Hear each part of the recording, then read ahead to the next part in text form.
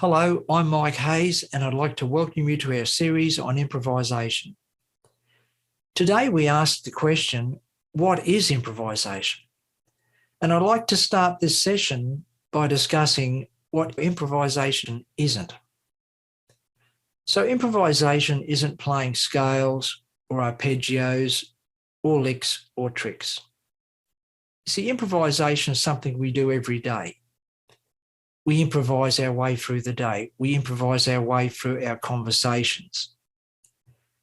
And a really good improviser must have all this knowledge as subconscious knowledge. You see, if you're thinking about scales and arpeggios and all sorts of things when you're improvising, you can't really respond or be in the moment. See, the really good improvisers suspend judgment. They just let the music come out and they can join in with the conversation. Musicians respond to a whole lot of stimulus.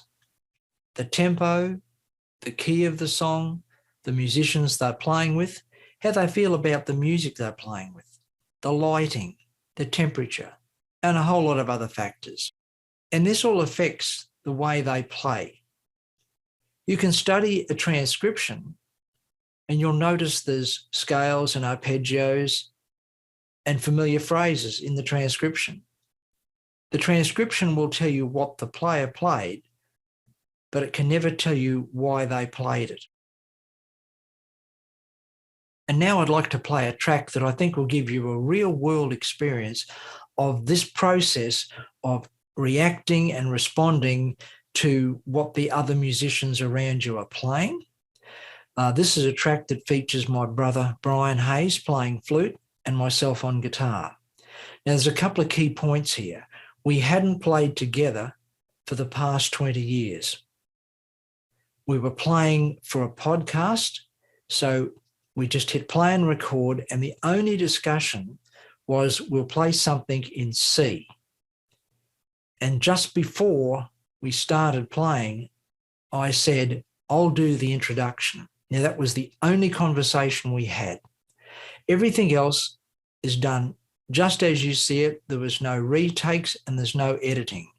Because we both speak the language of music, there was no need to have any rehearsals. We were just reacting and responding to each other. So it's a tune called For Don and George. We've dedicated this tune to Don Burrows and George Goller, two musicians who were very, very important in our formative years. So I hope you like it, and I hope it gives you an example of what can be done when you learn all the basics and you internalize it. You learn it very slow, and over time, it moves from being conscious knowledge to subconscious knowledge. Here we go with For Don and George.